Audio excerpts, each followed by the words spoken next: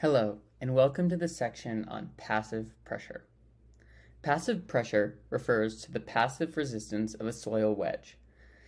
Similar to how active pressure from the soil wedge behind the anchor contributes to abutment sliding, passive pressure from the soil wedge in front of the foundation can be seen in the screenshot below, in the diagram below. And this is from the California Department of Transportation technical memo.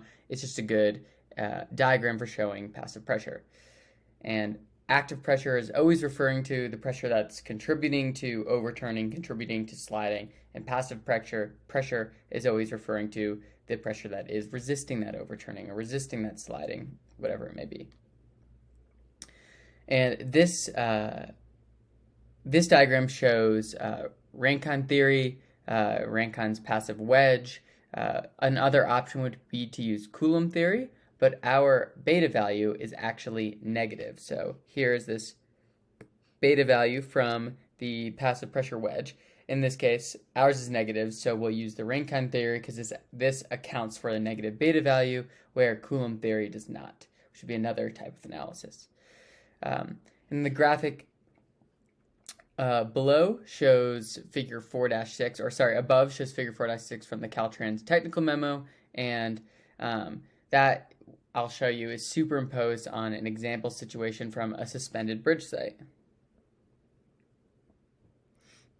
So here, using the same values, that alpha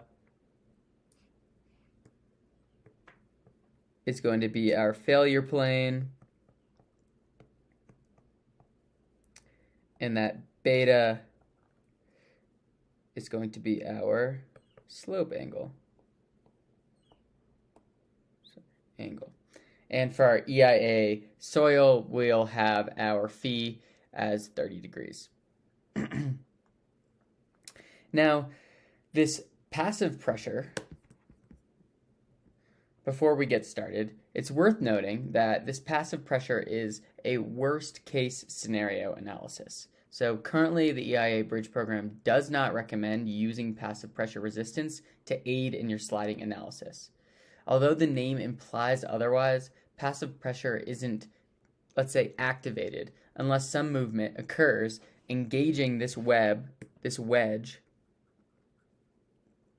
of soil.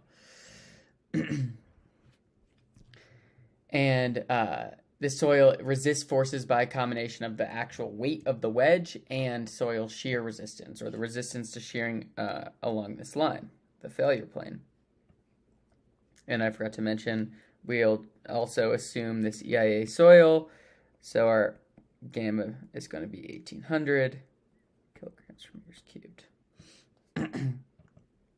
But it is a good trick to know and have in your back pocket.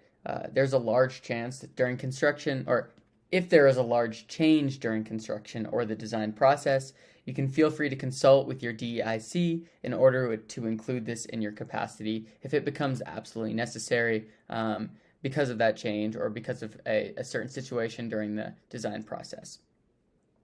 And just to reiterate, we don't want to preemptively include this in our design process because it is nice to have that built-in wiggle room. And like I said, there needs to be a significant or some amount of movement for this wedge to be engaged. So if this wedge at the front of the foundation is being engaged, that means our entire abutment has already started sliding, which would bring up a whole nother slew of issues. So we want to make sure that this passive pressure analysis is just something we're keeping in our back pocket. So we're teaching it here in the course, but it's not in the design manual because of that.